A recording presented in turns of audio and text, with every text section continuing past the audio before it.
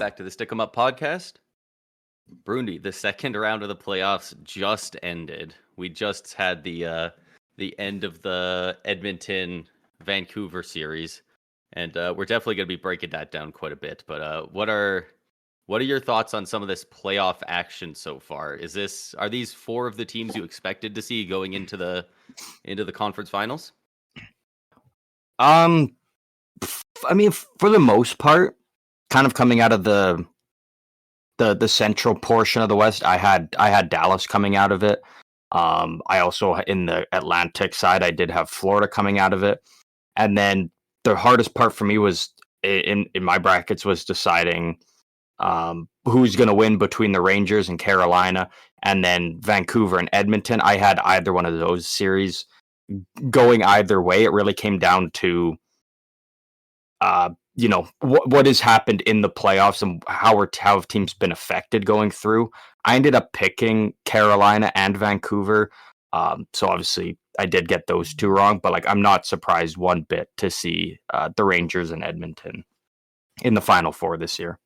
Yeah, I think with my predictions, I kind of vanity picked the Lightning, but I think I even did say in our predictions that if it's not the Lightning, you can literally just replace the Panthers with that, and that'll be their path. Yeah, but I did have if that were to happen, I had the Panthers. I did have the Rangers. I had the Stars. I believe I had the Canucks going through, but yeah, I mean, gave them a hell of a series.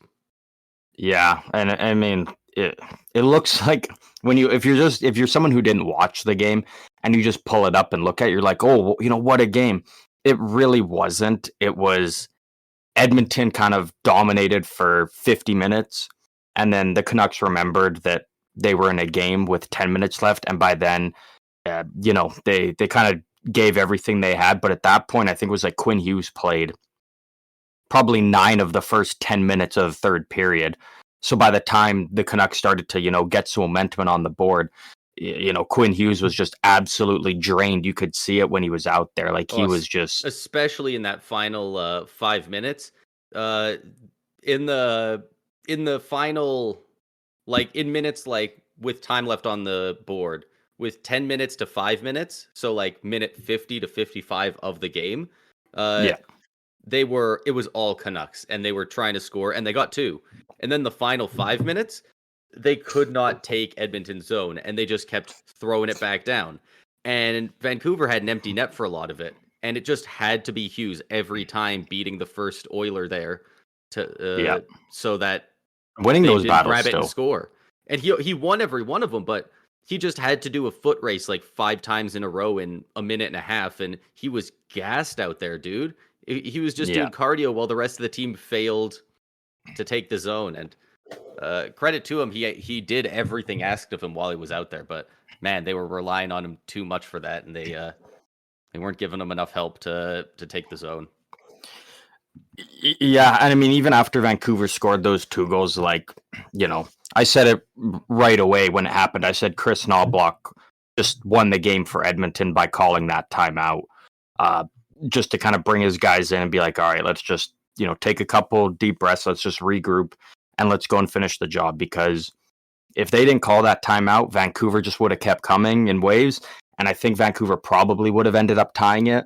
But because that timeout was just so huge for Edmonton to just kind of take a deep breath and regroup. And then they went out there and they, it was a back and forth kind of thing. It was Vancouver tried to get in, Edmonton would just push them back out. And it was just kind of a cycle there for the last little bit of the game. And I mean, Vancouver had a couple good opportunities, but couldn't really get anything of quality on the net at that point. And Edmonton hangs on to win, and they're off to Dallas now, which will start on Thursday, I believe. We won't have any games tomorrow on Tuesday here. The East will start on Wednesday, and then the West will start on the Thursday now. Interesting. They're giving them a decent little bit of rest, considering how go the playoffs have been so far. It's been nonstop for some of these teams. So it's interesting that they're getting a couple days here in between, even with it going to a Game 7. Honestly, the way I think it is, and it's just my speculation, but I really do believe that they they had already decided before the Vancouver Edmonton series had even ended. They'd already decided that Carolina and the Rangers, or sorry, the Rangers and Florida, would start on Wednesday, and that's because then they want, Dallas versus whoever at the time. We now know it's Edmonton. They'll play on Thursday, and then they'll also play on Saturday, so they get their whole hockey night in Canada still featuring a Canadian team in the Western Finals. Yeah, there's a very good chance that's exactly why they did it. But I mean, in terms of the game tonight, I mean, it was one of those games. It was just like you going in. It was like it can go either way. Like I know each game it just went back and forth between the two teams all series long. Going into this one, it was like it could literally go either way. Especially in a game 7, like we said before, anything can happen. It just seemed like Vancouver kind of forgot they were, that they had a game 7 today. I don't know if it's just they just weren't prepared, or maybe they weren't right mentally with the news of Brock Besser, and the situation he's dealing with, where he wasn't able to play tonight. And even if Vancouver did win, knowing that he was done for the season, like him coming back wasn't even an option. Definitely could have been weighing on the players a bit. And you just got to imagine, like they wanted to win that game so bad for Besser, considering just how incredible he was the entire regular season, and then even in the playoffs, like he was there, even better in the playoffs. He was honestly. just like he was deadly great on the power play. He was scoring huge goals for them. Just a huge loss for them. But I've always said, and I said it with Colorado, because that was their go-to excuse when they eventually ended up losing the series to Dallas, was, oh, if we had Nichushkin, we're going all the way. And I said, if you're missing, if one player, him in the lineup or out, dictates whether or not you realistically win the cup or not, you're not a cup contender then.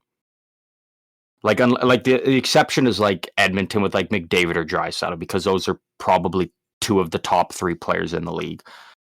But it's like if one player on your team goes down and you're like, oh, that just ruined our cup chances, then you weren't ever a strong, like you weren't a legit cup contender then.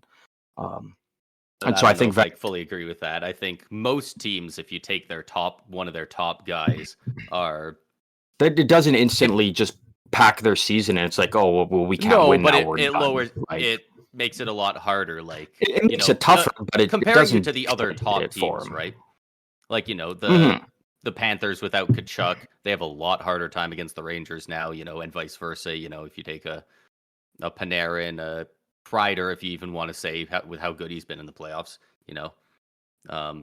but yeah, it doesn't have to sink your entire season, right? It makes it a more difficult road, but it doesn't solely dictate whether or not your team, moves on or it goes out. Yeah.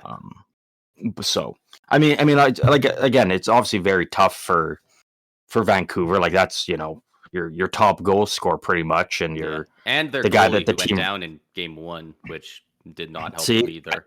I don't even care that for Vancouver. Like Demko in, sure, Seelovs didn't hurt him at all and gave them a great chance to win like every game. Oh yeah, Seelovs gave him a chance to win basically every game. If you want to say he got blew out once, it was a 5-1 loss to Edmonton. Like that's not even that bad. Like what do you like? And then again, it's like, do you expect him to get a shutout? Like, yeah, Vancouver couldn't. He definitely didn't lose it for them. But having Demko, he might have stole one of those games, one of those 7 games. To seal it. For you can make that argument, I guess. But for that, but you cannot say that Seelovs lost him anything by any means. Yeah, he was, and we'll be talking about the goalie stats later on. But he was one of the better goalies in this entire playoff so far. Yeah. The only thing I really have left to kind of say on this game 7, like, as bad as Vancouver played, it's not to say like, oh, Edmonton got lucky. Edmonton played a really, really great game, from start to basically finish. Like they had a couple mishaps, and that's bound to happen. But they were able to power through and still come out with the win. Like, first of all, they dominated, because I know you mentioned you kind of missed the first like half of the game or so. Edmonton like just dominated the first period, and it was still 0-0, and then Vancouver gets that double minor. Edmonton got the double minor penalty. Vancouver gets a 4-minute power play, and Edmonton outshoots them on it 2-0. Not only that, one of the shots was Connor Brown, of all people, got a breakaway, which Seelov saved. And so it's like if you're in a game 7 and you get a 4-minute power play, you get outshot 2-0, and one of those is you give up a breakaway, you probably don't deserve to win the game. And then Edmonton, I mean, they were just blocking shots left and right. They had like everybody getting in those shot lanes. They just made it so difficult on Vancouver. So I feel like it was kind of just a perfect storm for Edmonton. Not only did they come out just firing on all cylinders and just playing some of their best hockey I think they've honestly played all season, but then Vancouver played some of their worst hockey of the entire season. And when you mix those two together, Vancouver, it was. I mean, they made it close, but again, you can't expect to win a game 7 in the playoffs by going hard in the final 10 minutes. It just doesn't work that way. Yeah, I'm looking all over trying to find the stats, but I cannot find the game log for it for whatever reason. But I do want to see if I could find it, because the stats were incredible. When I jumped into the game, I was looking at the stats, and Edmonton had way more shots, at least double Vancouver's shots. I think it was around 15 to 30-ish at the time. And on top of that, so, the team with more shots, you assume the other team's going to have at least more blocks because the other team's taking more shots. No, the Oilers still had almost double their blocked shots as well. So, Edmonton was dominating in the offensive zone, at least by the numbers. But also, they were getting in front of the puck. They were making sure that Vancouver didn't get good chances. And that's what teams that win in the playoffs do. Yeah, exactly. It was just Edmonton played just such a flawless game, and I mean, Vancouver's a tough opponent for them, but now they have a really tough opponent coming up here against the Dallas Stars in the Western Finals. Yeah, and that's going to be a really fun series to watch, because they don't have many lower lines that you can feast on quite as hard in Dallas, and it's so hard. This is a deep team. It's so hard not to say it every single series, but it really does come down to, can they contain McDavid and Draisaitl? Can they stop the power play? Can they take few enough penalties? And that's really all it comes down to. It's not even can you score enough goals? It's can your offense not crumble? Yeah. Because you just have to score a decent amount against Edmonton and then shut down those two, and maybe you'll lose one game if you do that. If maybe one game they get a goal from Warren Fogle, from Connor Brown, but the majority of the games you shut down that top line, you're golden. So yeah, exactly. Especially this is obviously going to be as good as Seelov's was for Vancouver. Edmonton's facing their biggest challenge in Jake Ottinger, who if you take out games 1 and 2 against Vegas, he has been just lights out for them since then.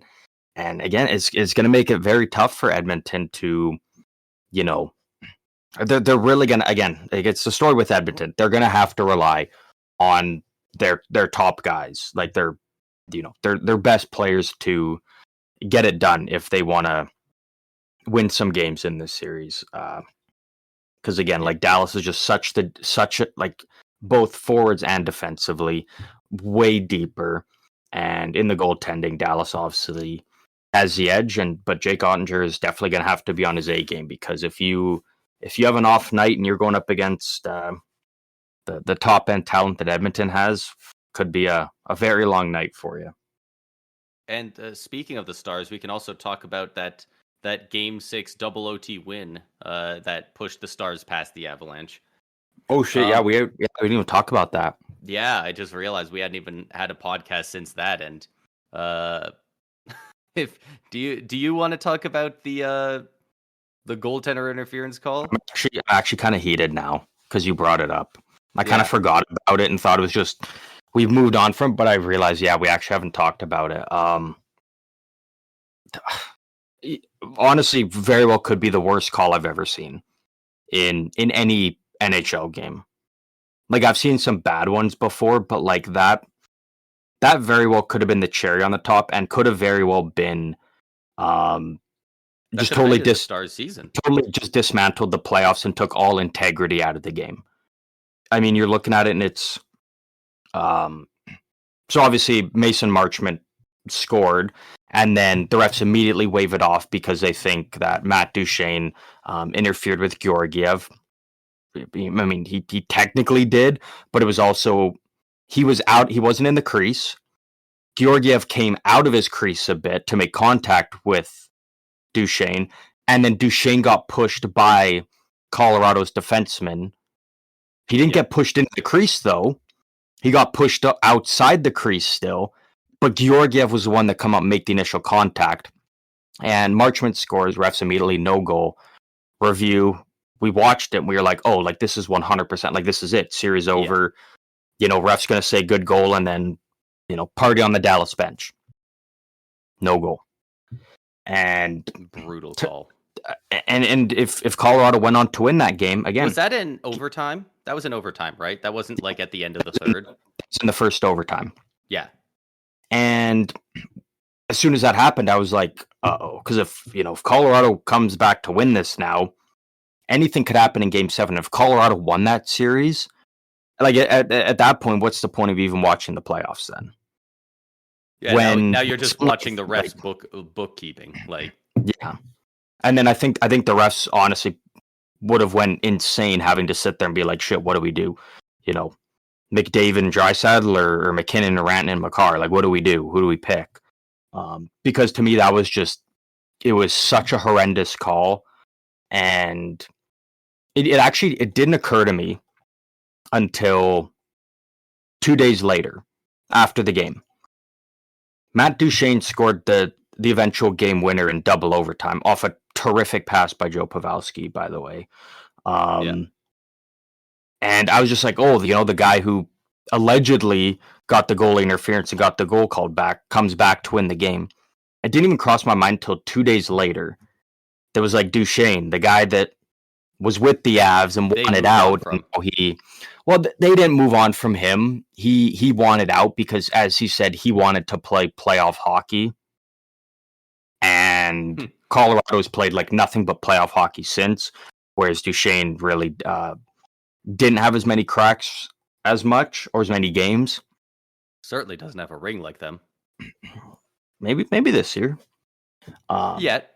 But yeah, man, that call just really. Thank God the Stars closed it out, and it's so good that it was Duchene of all people to score it too, because that was a bad call, and what happened there is exactly what I'd been complaining about in Panthers versus Lightning and Panthers versus Bruins. Frickin' Bobrovsky keeps coming out of his crease to run into people, and then the refs are saying, "Oh, goalie interference, no goal." And what does Georgiev do? He skates out of his crease, bumps into some dude's ass, and goes, "I've been shot. I can't make a save." And the refs fell for it again. Like, and not only that, the refs got to review it. Yeah, and I know from every angle. People love to make the claim of like, oh, the ref doesn't want to have to review it and then end a series like that. But it's like you have to call the game as it is. I don't give a shit if it's in the first period of Game 1. I don't care if it's overtime in Game 6. I don't care if it's the second period of Game 7 or overtime in Game 7. You have to call it by the book, the rules, the integrity of the game, the way the game is supposed to be played, the same way it's been all season long. Yeah, this isn't the same as a roughing penalty in Game 80 versus in the playoffs. This isn't something that is called differently in the playoffs or in different circumstances. Some penalties are absolutely in the playoffs, but goalie interference and if a goal stands, that's always been the same across the board. There is no playoff rules for goalie interference and reviews. Yeah, like they're not going to be softer on offsides because I was just going to say playoffs. Offsides is the one. Like, it's one of those things that it's very clear cut and dry. You get that one angle and it's like, okay, it was offside. Or when it's like, did the puck cross the line, or did, it get stopped last second, like kind of similar to like what Jordan Martinook did for the Hurricanes in Game 6. Save. Goalie interference is the one thing that when the call is made, people can debate about it and be on both sides. Everybody was on the side that it should have been a good goal. Even Avalanche fans were like holy shit, the refs are like, and they even straight up said, they're like, the refs are giving us a chance.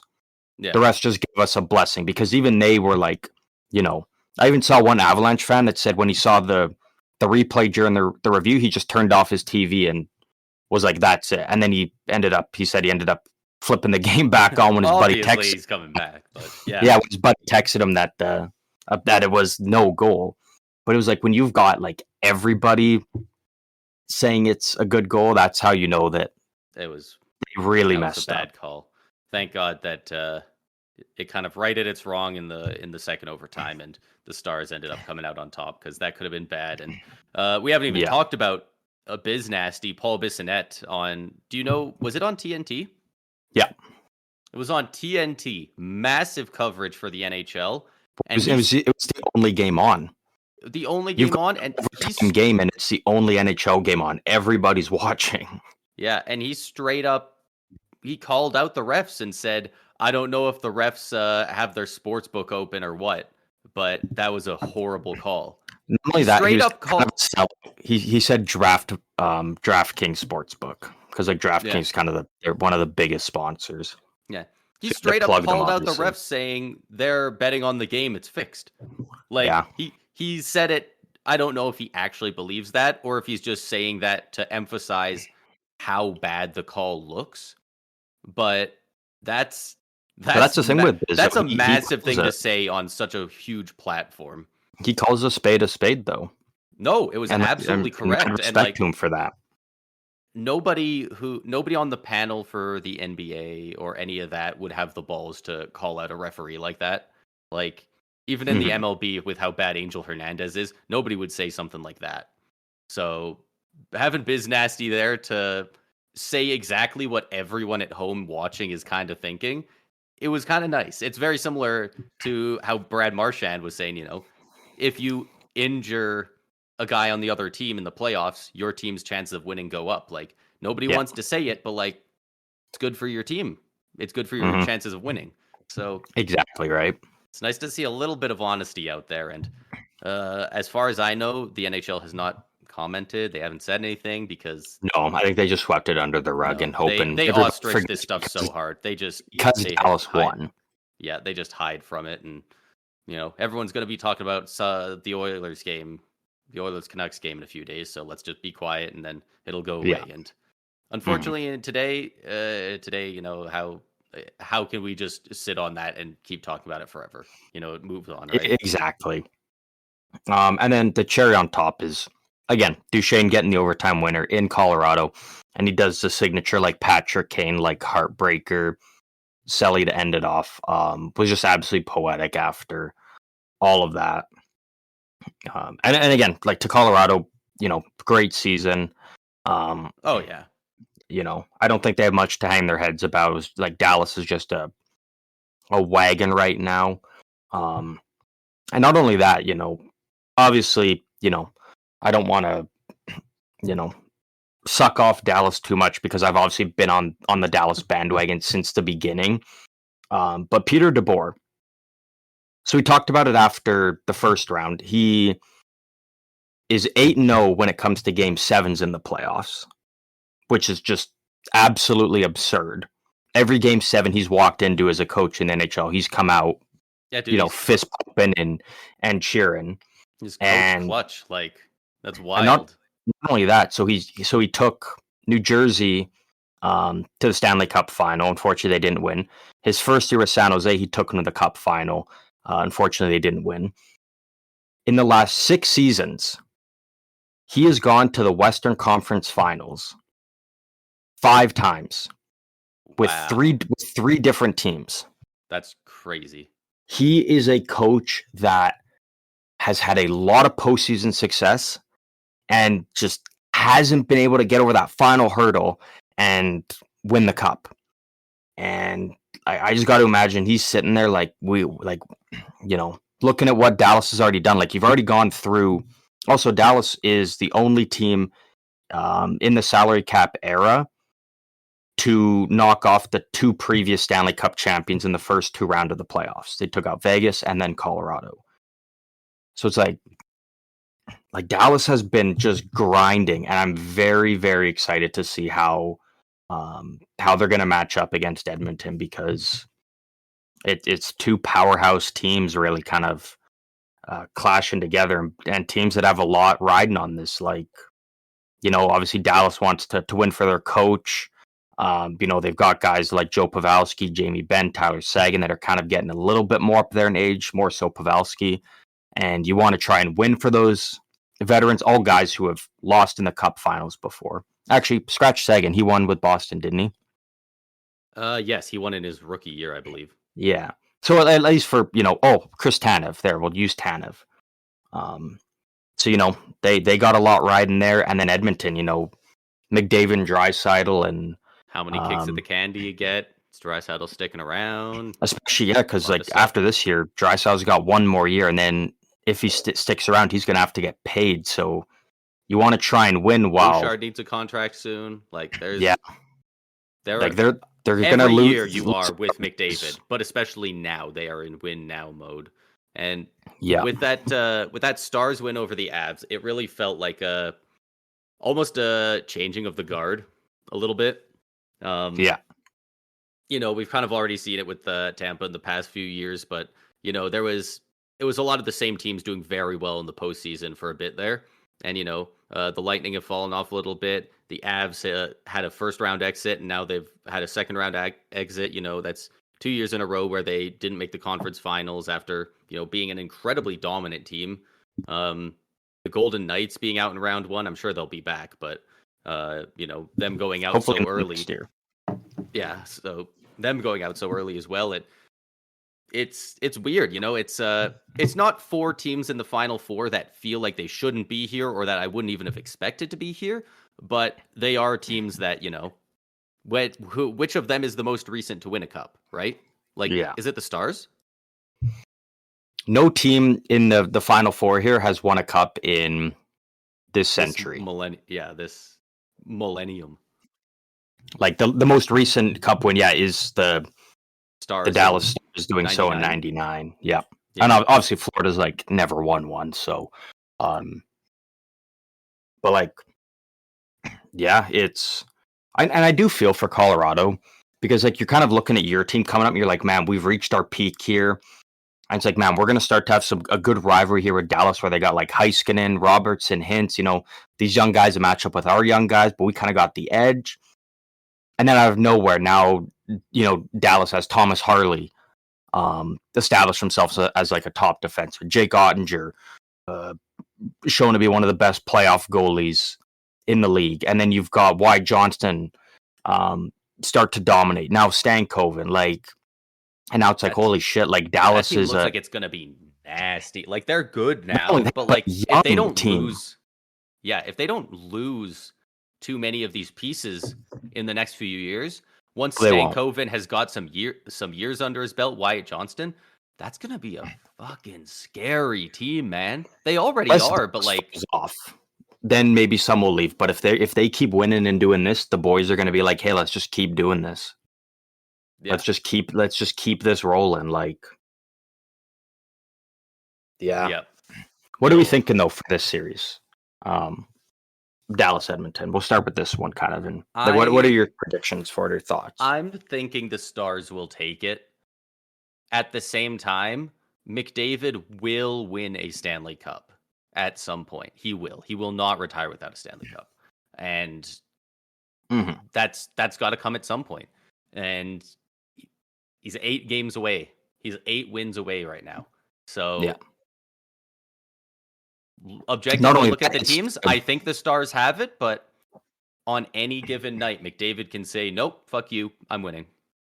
And not only that, it's the second time in the McDavid-Draisaitl era that Edmonton has reached the Western Conference Finals, but they've yet to win a game in the Western Conference Final with McDavid and Draisaitl. Their last time was getting swept by the Avalanche, so it's their second time there, and last time they got swept, so they're going to be coming in ready to go. Like and I mean, I don't like to dog on McDavid because like I know hasn't always had like these great teams around him, but people always go to the argument of like, you look at all the greats, like Gretzky was able to get it done in Edmonton and win a cup.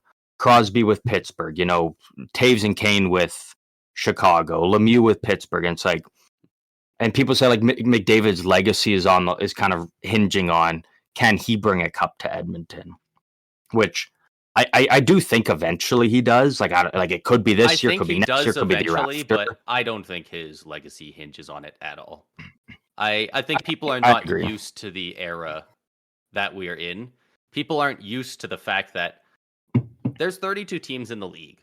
On average, your team will probably win a championship roughly every 32 years. Roughly, it makes sense, right? Obviously, some teams can go 60 years without a cup. Some teams will have fucking 4 cups in 6 years. Who knows? But how many teams in recent years have we seen? Generally, it'll take around 30 years per cup. The average playing career is so much shorter than that. A really long career is like 20 years. So, like, we haven't quite seen it a ton yet because a lot of these guys that have played for that long and are retiring, most of those guys have won cups because there were so many less teams. There was less parity. There wasn't the salary cap, stuff like that. Yeah. But now, over the next 10 years, I think we're going to start seeing a lot of big names and going, holy shit, he never won a cup? He never won a cup either. Like, I think we're going to start seeing a lot more guys do that. And maybe it becomes more commonplace for guys, the ilk of McDavid, to sign a 1-year, $1 million contract with the Rangers and be like, all right, we are stacked. Let's go win. And then he'll sign again. Like, maybe we're entering an era where that's just for the very top guys. That's what they're going to do to get their cup, because it's so much harder with the salary cap now than it was in Wayne Gretzky and Lemieux's era to put together such an insane team to win. So I do think that I think as time goes on, Stanley Cups will be less and less important to guys, Hall of Fame recognition and their legacy and stuff like that. Don't get me wrong. The guys who win multiple cups are going to still be very lauded for their efforts, but I think it's going to be less of a minus on people's career. People were saying before Ovi won, like, can we even call him the greatest goal scorer of all time if he doesn't have a cup?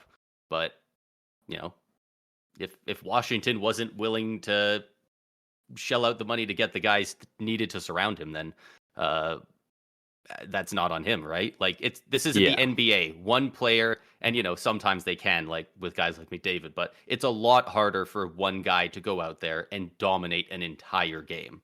Like, very rarely do you see guys play more than 30 minutes a night, even less so forwards. So it's hard to, you go out there, you bust your ass, you dangle through 5 guys, you score. The puck drops 30 seconds later, the other team scores on your fourth line. Yeah. So, I totally get that, and that's a very very fair argument for sure. With this series, very long-winded way for me to say I think Stars probably in 6. And that's kind of where I'm going. Like, obviously, I am picking the Stars. Like, shocker. I have them in 6 just because, like, again, I do think Dallas on paper is the better team. I do think they're deeper. I think they've got the edge in goaltending. But again, it's like you're not going to be able to shut out and like stop Edmonton's top guys. Yeah, who we're going to be talking about later when I go over the scoring leaders. Yeah, like it's the same thing with Colorado when they were facing Colorado. They were up 3-1, but it's like you kind of just had a feeling it was going to Game 6 because like they're not just going to go 4 straight on Colorado and just stop their top guys. And then sure enough, in Game 5, Colorado's big dogs came to play and won that one for him. And I feel it's the same thing with Edmonton. It's just you're not going to be able to go 4 in a row or win 4 out of 5 and just completely stop Edmonton's top guys. So for this one, I'm going to go with Dallas in 6 as well. Yeah. What do you think about the East? Panthers, actually, Rangers. I was going to say, so I just need to adjust something here quickly. So I was going to say, kind of do a little bit of a intermission between the two if you want to give us the current stats leaders and where we're at after the second round. Absolutely. I can read those off right now. Perfect. Yeah, because now we want to wait until after round 2, and now everything's like this is where we're at, and we can really kind of see where some of these top guys match up with each other going into these. Yeah. So yeah, take it away with where we're at now here. Yeah. So we'll be starting by points here first. It actually could be insane because if Edmonton wins the cup, there's a relatively good chance that McDavid does not win the Conn Smythe. First in scoring, 24 points in 12 games. This guy, and this is somehow not the first time this guy's had a playoff run where he's hovering around 2 points per game. Leon Draisaitl with 24 points, 21 for Connor McDavid, so he's still producing like mad. 20 points for Evan Bouchard, 16 for Nugent Hopkins. It's all Edmonton at the top. And then you got a couple other guys. 15 points for Cale Makar, 14 for Vinny Trocheck, Mikko Rantanen, McKinnon, Matthew Tkachuk, and Mika Zibanejad. Sort by goals here. He's not quite up there in points, but he certainly is in goals. We got 11 goals in 12 games for Zach Hyman, 9 goals in 8 games for Valeri Nichushkin, 8 goals for Leon Draisaitl, and then 7 goals for Chris Kreider, Brock Besser, and Wyatt Johnston. So a lot of guys way up there in goal scoring already in the playoffs. Like usually there's some guys that go off, but like we've got 2 guys that are right around a goal a game at 12 games played. Like that's absurd. A lot of good players. A lot of good players showing up in the playoffs. And that makes sense. That really tracks with the regular season we saw. Kucherov 144 points, McKinnon 140, McDavid at least got 130 some. Like, and there was still quite a few other guys. Panarin might have hit 120. Like, there was a lot of guys over 100 points this year. The top players are really being able to produce with the way scoring's increased in the game lately.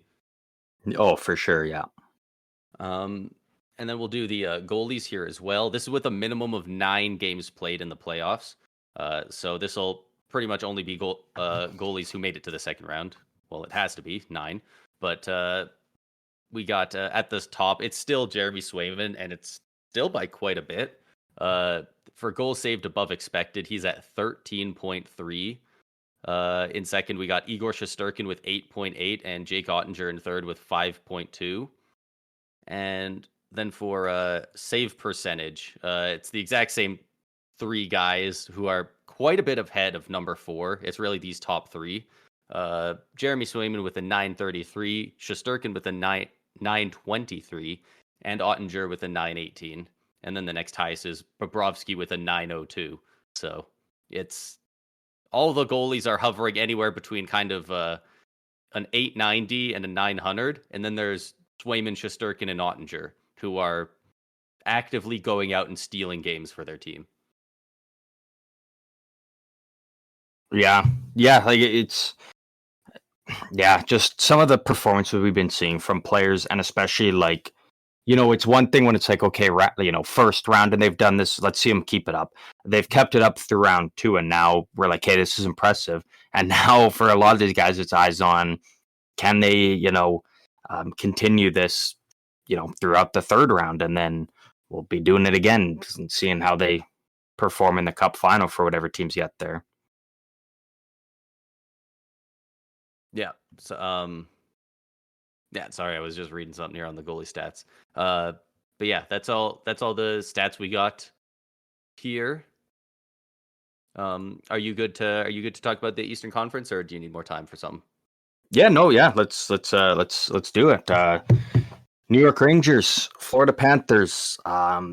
Probably from all the 8 teams in the East, the most exciting matchup we could have possibly got. In the Eastern Final. I was like 80% sure this is the Eastern Conference Finals we were gonna see. I was really Yeah. hoping the Lightning would get through, but I figured it would probably be these two teams. They've both looked pretty inevitable for quite a while, and this is Yeah. a lot harder for me to call than Stars versus Oilers. Well, even Stars versus Oilers wasn't. It's like that one's not even necessarily easy. It's just No, for but me the two things that I'm most kind of zone in on for teams in the playoffs when looking at matchups is their depth and their goaltending. yeah, And I mean, I honestly I do think that the Rangers do have the depth over Florida, especially because apparently, all of a sudden out of nowhere, Blake Wheeler is apparently healthy and ready to suit up and play for the Rangers. yeah. So if you get a guy like Blake Wheeler on your fourth line, like that's instantly makes your depth that much better. And the goaltending, I mean, we've seen just uh, just absurd performances and great games from both Bobrovsky and Shesterkin. But then we've also kind of see them shit the bed a little bit and kind of fall apart a bit when their team's counting on them. So so really the only kind of edge I would say is with the Rangers and their depth. So I want to lean towards um, the Rangers, but the way the Panthers have been playing, and I think the Panthers could probably bully them a fair bit. That's exactly how I feel. I want So to I'm pick the so Rangers conflicted to on this win in one. probably 7, but I think this goes 7. this Panthers team has one of they got one of those just intangible, just fuck you attitude that seems to work a lot in the playoffs, and Yeah. it's so hard to call. I'm gonna say Rangers in 7, but this is truly a 50-50 for me. Either Yeah, team could it's win. I wouldn't be surprised to see either of these teams beat the other team in like 5 games either. Like they've both been so dominant, we know that they can win like that. Like mhm. I could see either of these teams just being even more on fire than they've already been and just looking unstoppable come the Stanley Cup final. Yeah, I mean, like I'm so conflicted. I mean, again, I do think the Rangers have the edge in depth. Florida can bully them goaltending on any given night. Either goalie can um, completely steal a game or shit the bed. Um, This could be a I don't chippy ass know. series too. This could Like, get legitimately dirty and violent fast. yeah. You got Oh, guys yeah. like Sam Bennett, Matthew Tkachuk, Ryan Lomberg. They got I didn't even mention Nick Cousins in the top 3 somehow. And then the Rangers, they got Trouba, they got Rempe, who is just an animal out there. See, but He the just thing looks like an is I don't know absolute how much beast the way he Rempe. plays. Actually, this might sound stupid. Matt Rempe could be the X factor in this series. I completely agree. Because if he's not in the lineup, and I understand why the Rangers might not want to put him in the lineup, especially if Blake Wheeler's coming back as well, Yeah. Florida's going to feel that much bigger. They're going to be, half a foot to a foot taller. They're going to feel 20 pounds heavier because they're going to be able to do what they want. And it's like, all right, we got to worry about basically Jacob Trouba. Yeah. Who's a defenseman? You know where he's going to be a lot of the time. Maybe Blake Wheeler, but again, I don't see at this point Wheeler's career. I don't see him really chucking knucks that much. Wheeler's not going to show up out of nowhere and body you the way. But like it's like if Rempe's out there, you're not out there. You're not. If you're Nick Cousins, you're not out there. Running guys and throwing cheap shots. Same with Bennett and Tkachuk. Because if you do that, Rempe's coming for you, and whether or not you want to drop the gloves with him, he's dropping them. And so then it's like, at that point, what do? Do you try and protect yourself and fight back, or do you just sit there and get the absolute piss beaten out of you? I think we both know with the Panthers, they turtle and defend. Yeah. Well, at least we know for sure 2 of them do because we've seen it firsthand multiple times. Yeah. I'm so torn, but I'm going. I don't want to just tail on the same thing as you, but I'm gonna go with the Rangers in 7. I just think again, I think Florida is such a just They've My got heart a says lot of guys that Rangers are in a dog 7. on a My brain bone. says Panthers in 7. And like See, that's kind I of have where no I'm idea at. what to make of it. I'm the opposite. 'Cause I So don't I I'm don't want it. I don't want the Panthers to win. I'd rather the Rangers win. I don't love this Rangers team either, but this Panthers team, it's hard to watch them. I obviously, they're an in-state rival with Tampa, and I'm a Tampa fan, and then they also took them out in the first round. But I would imagine watching them versus the Bruins, I would imagine it's hard to cheer for them as a neutral fan, the way they play a lot of the time. mhm. Um, Yeah. they're a very easily dislikable team with some of their shit disturber guys. But Yeah. yeah, That's it's gonna why be a hell of a I'm series, going and I feel I'm sorry going with the for Rangers. like the Oilers or Stars. I feel sorry for whoever has to deal with the pissed off team that comes out of this dogfight. Yeah. Like, Oh, 100%. Like, and I think if you're Dallas and Edmonton watching, you're like, man, let's try and wrap this up quickly so we can kind of come in fresh. Because whatever team comes out of this Rangers Panther series, like they're gonna be hurting, they're gonna be beat up, and they're going to be beat up, but I they're think not the gonna be at East plays a 100%. lot heavier game than the Hmm. West. At least a lot of these top teams, Yeah. do.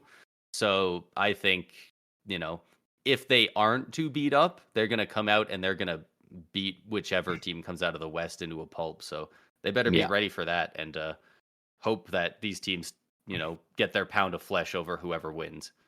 Oh, 100% for sure. Especially after things like what the Panthers have been doing in this series, and namely guys like Sam Bennett and the whole Marchand thing and what Marchand said about injuring guys is kind of part of it. Yeah. You almost got to wonder if games 1 or 2 is Rempe going out there with an assignment from the coach. Like you said, he No, doesn't need Peter to. Laviolette, he's not about that. He doesn't need to be in the lineup with Blake Wheeler back.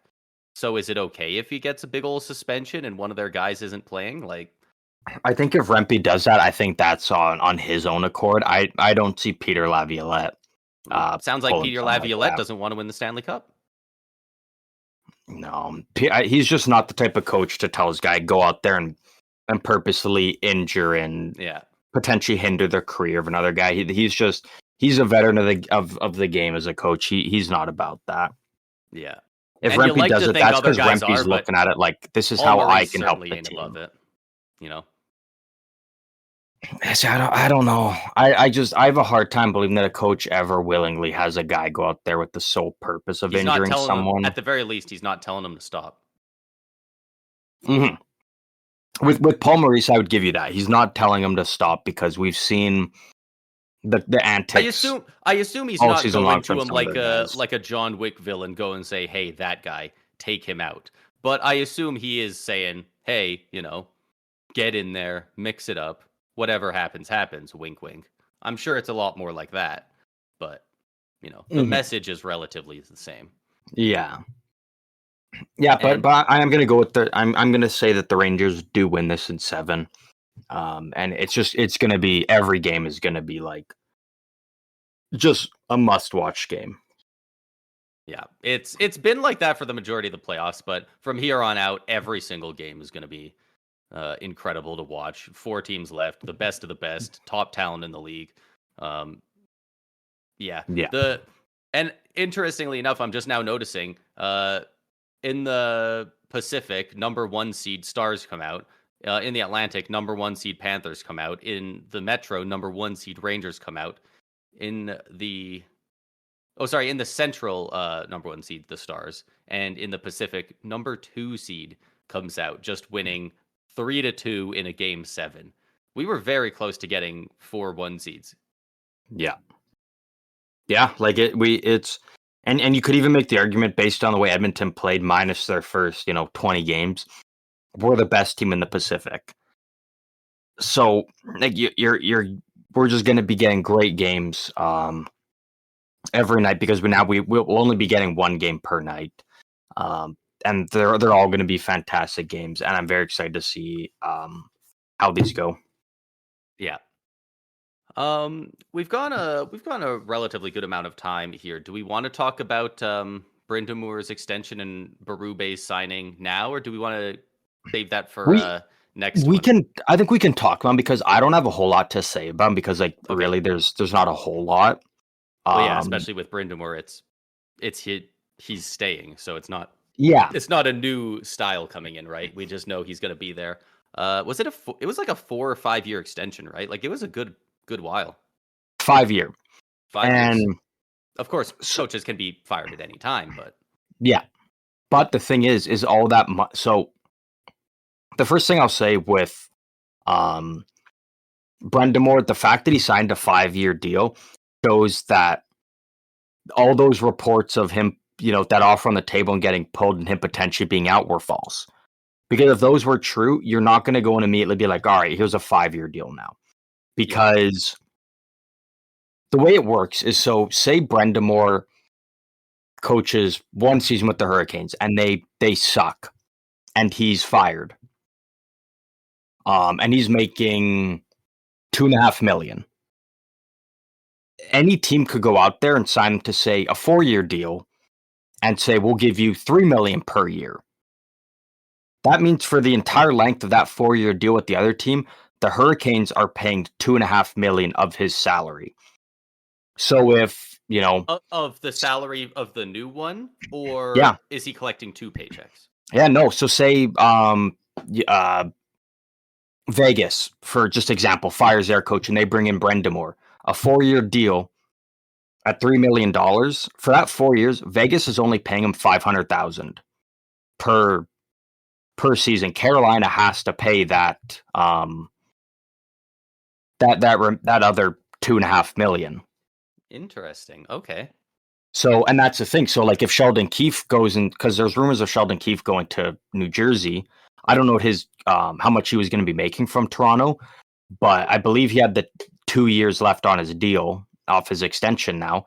So, if whatever New Jersey gives him for the first 2 years, Toronto has to pay that amount owed to him, and then New Jersey would just cover the remaining amount for whatever agreement they come to. Could you imagine he goes to New Jersey and immediately Toronto runs into Jersey in the playoffs? Yeah, you're literally paying the other coach to try and beat your team. Like it's absurd. That's worse than having your Zamboni driver beat you as the goalie. Like, yeah. like that's tough. But yeah, with the Brendamore, like obviously, all those rumors we heard, all the stories, all false because you're not getting a 5 year deal if you're potentially on your way out after the season. Yeah, and I like do this think for this both is sides. Yeah, I was gonna say I know some people seem to be a little out on it because they haven't won the cup yet, but very good sustained success, much like Peter DeBoer. Like he's obviously done it with only the one team, but they've been very competitive and very good for at least 5 years now. And like, unfortunately, this was a very go all in year. They went out and got Gensel. They have so many guys that are their Well, and contracts I'm running curious out. to see, yeah, because we already know. It sounds like Brett Pesce will not be re-signed, Sounds and like was it Natchez wants out? yeah, Natchez they're going to have to trade. It sounds like he's done. He feels like he just isn't being given the opportunity with Carolina that he feels like he deserves and can get elsewhere. So Well, they're probably going to Natchez have kind to of trade got him. Natchez got his time on ice kind of eaten up by Gensel a bit, right? Because they both played Yeah, the same wing, I think. and Carolina's already stated their main priority is re-signing Jake Gensel first. As it And should obviously be. He's been that's going to come at the great. cost of losing some other guys. So it's going to be interesting next year with Brendamore. Obviously, going to be a bit of a different team. And then young guys coming up into the lineup and seeing how he helps them integrate into the system and how they can perform. So Yeah, I like it Carolina has for both never sides. Carolina over the last almost decade has not had a shortage of great young guys coming up the pipeline. They have a Yeah. great development system. They have a great scouting system, especially for defensemen. They always feel like they have like 10 NHL ready defensemen at any given moment. So Yeah. I definitely think they'll be back in the playoffs next year, but their teams. I've struggled to find a way where they're going to be better than this year. And if you're getting knocked out 4-2 by the Rangers in the second round, that makes it tough to convince yourself that you're going to be a top contender. Yeah, exactly. And then the other one is Craig Berube going to Toronto. I'm not surprised one bit by this. I mean, My Jack Adams pick. Toronto Do you think he gets it? Next year? No. But it's like Toronto gets the best coach on the market. Seeing this happen now, I don't know if it, I mean, obviously I don't know if it's true, but I've convinced myself that if Craig Berube wasn't available, I don't know if Toronto fires Sheldon Keefe. Oh, I think they had to. I think they fired him no matter what. See, but I think if Berube wasn't out there, I don't know, because it didn't seem like they were like, obviously they interviewed Todd McClellan, but like they obviously weren't very super high on him. And some of the other guys, like it sounded like it was basically they were going in with the mindset of like, we have to get Berube. If we don't get him, we're in trouble. Well, that's the situation they were in, but I definitely think that they would have still fired him, and I think they would have found anybody they could have that different to shake it up. You just can't run it back again. He's just been out-coached consistently. I think they would have just kicked the can down the road and said, if it happens again next year, then we'll grab someone else. I mean, either way, I think this is a home run for Toronto.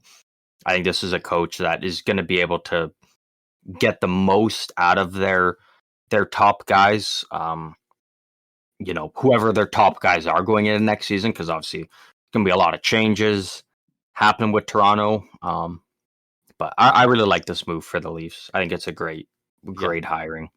Yep. They needed a new coach, and they got the best coach available. It's a home run. It's the best outcome you could have gotten, unless they found some guy that we didn't know was available. They got an ex NHL player that nobody else really is aware of being a coach. Like, unless they did something like that, kind of how like the Islanders brought in Patrick Waugh. Yeah, like this is the best they could have done.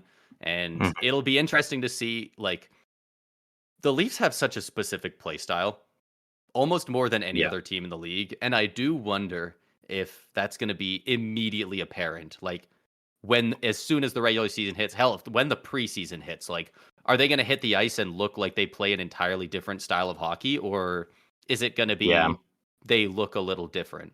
So I'm very interested to see how their top guys and their depth handle it. I still think if the Leafs can make the right moves, I think they can still be very competitive next year. If they can make all it takes is one good trade involving Marner, freeing up that room, and then you bring back all the important guys, the Bertuzzis, the Domies. I think they could be in a really good spot again next year. Yeah. So I mean, with Toronto, I'm like, we're not going to dive deep into this at all because like it's only initial reports. Yeah. But regarding trades and whatnot, the initial reports are that Tavares wants to stay with Toronto, which he has the full right to with this deal, and wants to at least play out the final year, and then he'll probably resign a much cheaper deal. But it sounds like Marner is potentially open to being moved. So, there's a lot more fuel to the fire that potentially Marner could get moved. And I got to imagine if that's going to happen, Berube's probably going to have his say in what kind of deals made and what Toronto's going to be bringing back, because Toronto's not shipping out Marner for just picks and prospects. Like they're going to for sure be getting some sort of impact player, whether that's someone to add on offense, defense, or goaltending.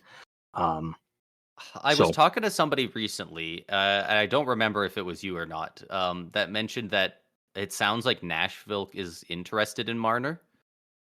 I have heard that. The three teams that were mentioned based on assets and cap space, and Nashville's the only plausible one, I think, is Nashville, Anaheim, and San Jose. San Jose definitely not happening because San Jose doesn't need him. What are they going to give up? A prospect right now? Well, exactly, right? They have no impact players now. They don't Ferraro for Marner straight up. And they're not giving up any of their young prospects or their draft picks because they're rebuilding. Like Marner doesn't fit the timeline of what they're doing. Not even. Anaheim probably not, because I think Anaheim's really liking where their rebuild is going. Like, Yeah. to get Marner, you You don't probably need to have to go give up out and swing for the McTavish. fences. Yeah, they got. Yeah, And they're Anaheim's not giving up McTavish. yeah. And then like Nashville, maybe, and it'd probably be centered around UC Saros if they decide to move him. I think it would So be very interesting to also see them maybe pick up Ryan O'Reilly from the Nashville Predators again. You know, he's already O'Reilly's not going back to Nashville or to Toronto. no. No, he did to sum it up, he did not enjoy his time there. He didn't Really? like the cliques within the locker room. Yeah, Toronto offered O'Reilly a relatively similar deal to what he got with Nashville, and he turned it down. He Uh, did not want to go back to Toronto. That's too bad, because I was thinking he played really well for Toronto, especially in the playoffs. And Apparently that was his favorite team growing up as well. yeah, and now he's got his old coach from his time with the Blues in Craig Berube there. I figured that might be a really good fit, but you know, if you said he didn't like the locker room, he didn't like the locker room. And who knows? Maybe that would be gone with a new coach. I have no idea how much that it potentially affects a could culture, or if that's kind of stuff that goes on when the coach isn't around. But yeah. Yeah, I mean, with the new coach, maybe, but I think considering what he said and how he felt, I really don't see him going back to Toronto now. But hey, you know what? Anything can happen. Yeah. This has almost nothing to do with it, but I was just looking at Craig Berube's Wikipedia entry, and I found this interesting. He was an enforcer when he played in the NHL. He played for the Flyers, Leafs, the Flames, the Capitals, and the Islanders in his time in the NHL. And he had 3,149 penalty minutes. That's the 7th most all time. So people always talk about how the Leafs can be a bit soft. I doubt, especially with how the Blues, his team, won the playoffs, won the Cup in 2019. I don't think that'll be too much of an issue anymore. He's also, with 159 points, he was the least productive player in NHL history to have at least 1,000 games played. Wow. So he was not a scorer. He was a fighter, and he was a shit disturber. And you know what? He was good at what he did. And he's great at coaching teams to that style. So let's see what he can do for the Toronto Maple Leafs. Yeah. Like we said, Toronto, like it was the exact kind of coach that that Toronto needed. So I'm just very, very curious to see what kind of changes he makes, what he brings in for them, and how this team will start to play with him, because we've seen what he can do with the Blues. So he's going to obviously try and replicate that success with Toronto here now. Yeah. but That's about all I got. Yeah, I was going to say I got nothing else. So that will wrap up everything we got for this episode. Once again, everybody, all of you tuning in. Yes, you in your car right now, listening on your way to work or home from work. Yes, you sitting in your house. I'm not going to say what you're probably doing while listening, but you know what you're doing right now. Everybody, thank you for tuning in to yet another episode of the Stick 'em Up podcast. Right now, we are coming out twice a week as we are covering all things playoffs right now. And we want to thank you guys for all your support. As always, you can always throw us a follow on our socials and come say hi. We are on Instagram, TikTok, and Twitter at SEU Hockey. We've been posting a lot more frequently on there, so feel free to throw us a follow.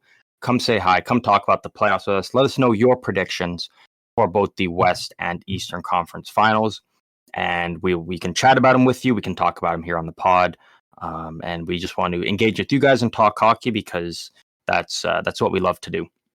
Yeah, that's like the whole point of the podcast, right? We want to talk more hockey, so we made a podcast about hockey. So if you guys have anything you want to say to us or about us, any of that, tweet us and tell us to go fuck ourselves. Whatever it is, just like honestly, do that. Actually, I want one person listening, add us on Twitter and just say go fuck yourself, please. One person. That's all we want. And we'll be happy. Get one of the Twitter porn bots to do it.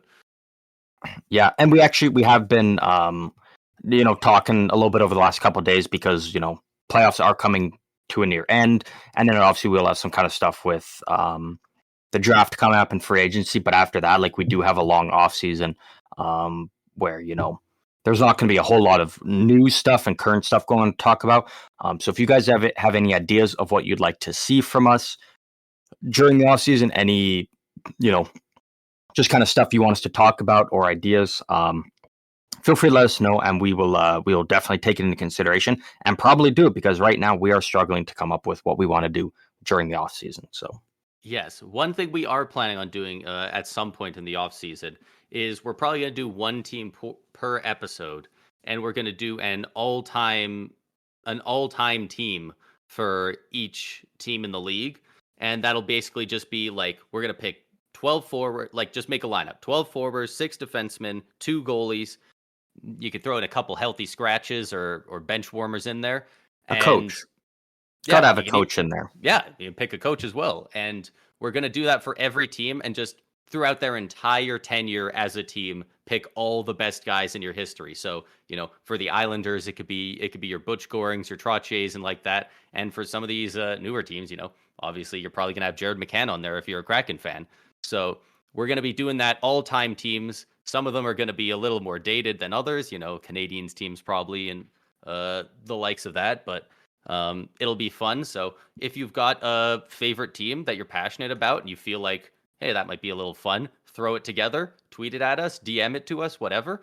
And maybe we'll take that into some serious consideration when we're making these all-time teams for all 32 teams. Because, I don't exactly have an intimate knowledge of the history of every single team. So if you say, no, this guy was definitely good enough to be one of our top 4 right wings of all time, let us know, because I think we're going to be doing that, and it'll be a lot of fun.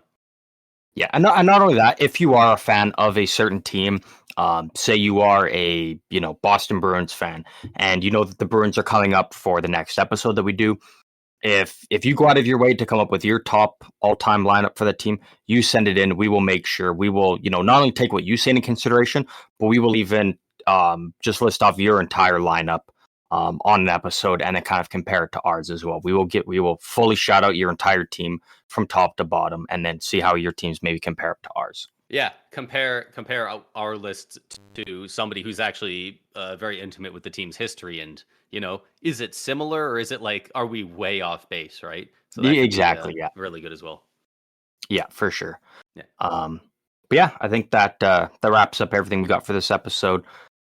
Once again, thank you to everybody who's been tuning in, giving us support, and helping us grow this. It has been an incredible season so far, and the season's not done yet. We got 2 more phenomenal playoff matchups to go this round, and then one just terrific Stanley Cup final matchup. Whatever teams we get, it is just going to be absolutely incredible. Thank you, everybody, and we'll see you guys later this week.